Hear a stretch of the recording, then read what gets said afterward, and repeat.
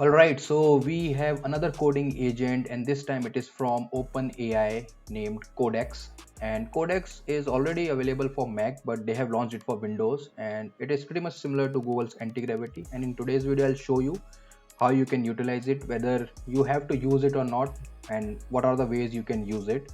So if you want to download Codex, you can simply head over to chatgpt.com Codex, and you can use it either as a separate app, you can use it in your terminal, and then you can use it in your existing IDE.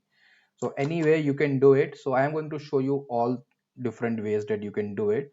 So Codex app is available now in the Microsoft Store, and it can integrate in your ID. So if you want to use it within your ID, you can head over to extension section. So I am using Google anti-gravity and VS Code right now. So this is VS Code that you are seeing, and you can simply search for Codex and you can install it. On the left panel you will see the Codex UI. So here you can chat it, you have the sessions created, and it can work on the existing code base, or if you want to create a code base from the scratch. Then you have a separate app, which is this one. So this is where you can use the agent to create the applications, or maybe you can utilize your existing application. You can start using Codex to change it.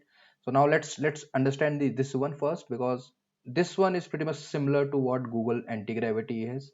So instead of workspaces, now here you have projects. So if you want to create a new project, simply click on this new button, add new project, and you can create a new project. So projects are basically folders or workspaces within your system, and you can start coding using this agent.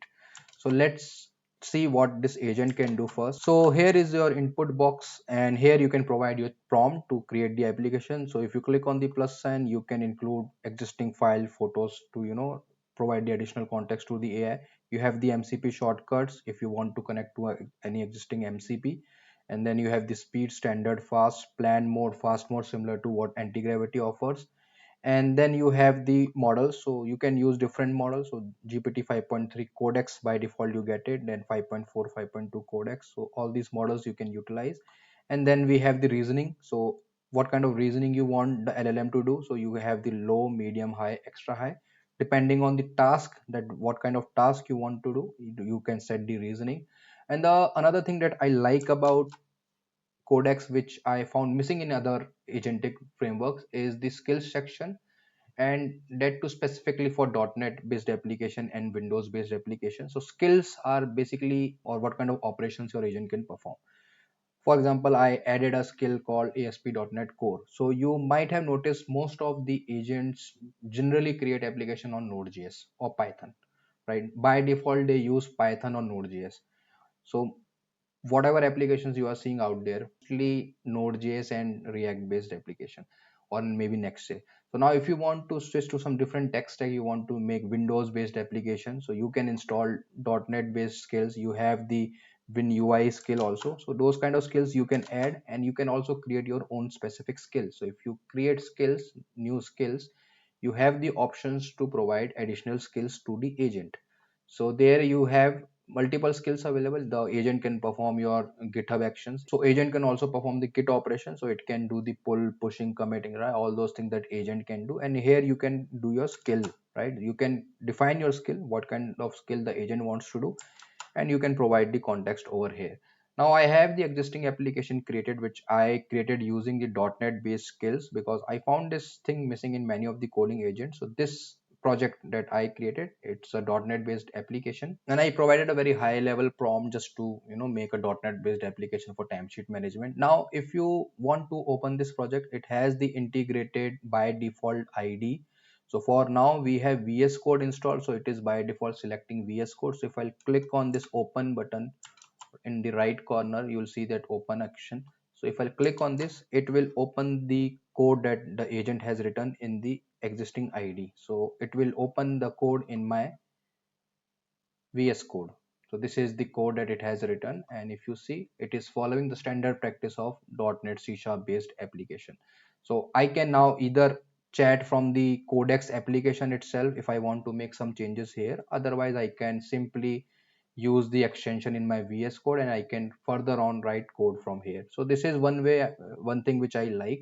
And also it is very good in understanding the context. So I have the existing repository. So I wanted to do the you know audit on the existing repo. So I provided a prompt, I chose one repo, and this agent can do the operations of performing the audit. It can find the security vulnerabilities in your application. So it is very good if you are serious about building some kind of application, and if you want to see what kind of flaws the application has. So if you see on the left panel, this is one of the security report of my application. So this has given me what's good in my application, what's bad in my application. The application itself was built by using AI only, so now AI is auditing AI's code, which is pretty good, I guess, right? So now you write code from one AI, then you have the other AI agent to audit that code.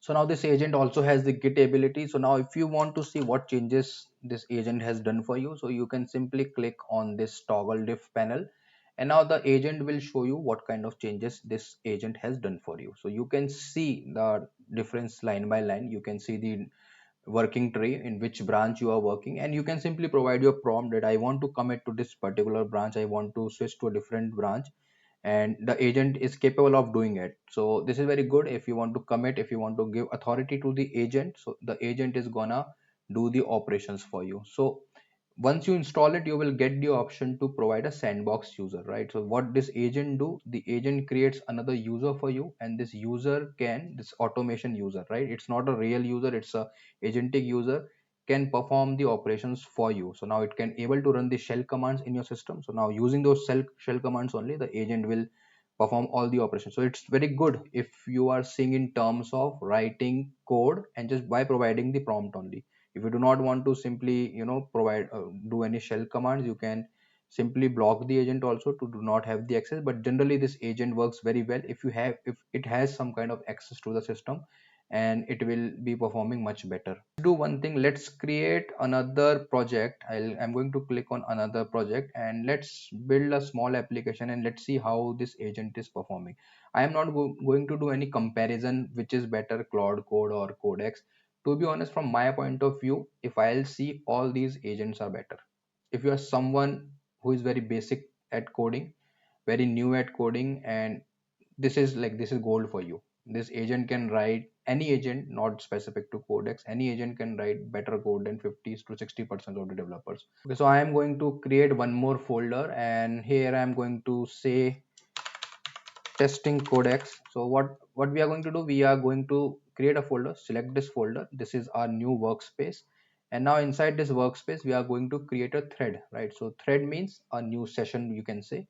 Now in this session, you can simply see we are inside the testing Codex session now. So it's similar to the anti-gravity itself. Just going to say create a finance tracker app. I have given a very high level of prompt because I want to see the capability. So it should ideally follow, if it is a good model, it should ideally follow the coding standards, and the code depends on how you are providing the prompt. So if you want to succeed in vibe coding, if you want to utilize any of the agent in their best potential way, just try to follow the standard engineering practice. And if you want to see what are those engineering practice, you can watch out my other videos, I'll pin it somewhere up here. So you have to provide your agent the level of details, right? This is the standard structure that I want to follow, this is a design pattern I want to follow. And I believe that any agent or any LLM model can write good code. So it depends how you are trying to utilize the agent, how you are perceiving the agent. And the core objective is, it should follow my directions, right? So if I am providing a good direction, if I am providing a good suggestion, so I think the agent will follow it. Okay, so the app is now ready, and it has created a basic HTML, which is fine. And if you want to see the code, so you can simply click on the open section and it will open the integrated IDE. So one thing which you find different than Google Anti-Gravity is that Google Anti-Gravity itself is a editor plus agent. So it's a IDE plus agent, but whereas Codex is a agent and it can be integrated within multiple IDs.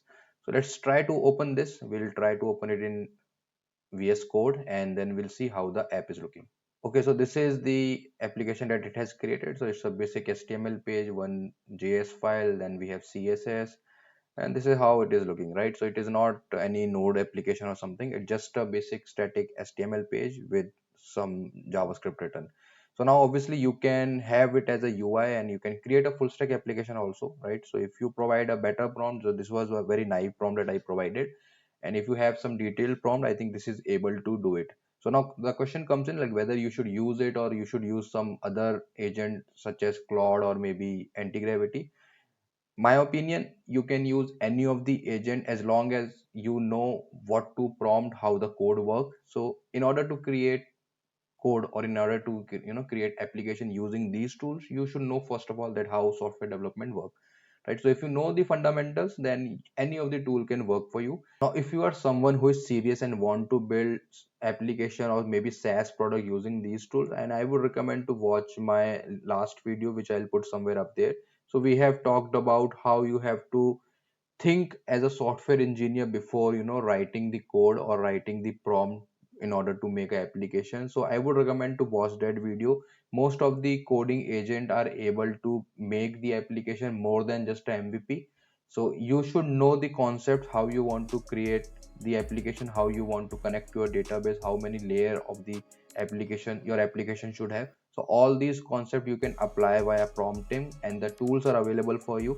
And I like Codex, and I am going to experiment on it. I haven't used it much till now, so I am going to experiment on it. But I will try to use it. I will try to build a full stack application. Then I will provide my review on it. And if you want to see that how you can build a full stack application using these tools, definitely try to subscribe and like this video.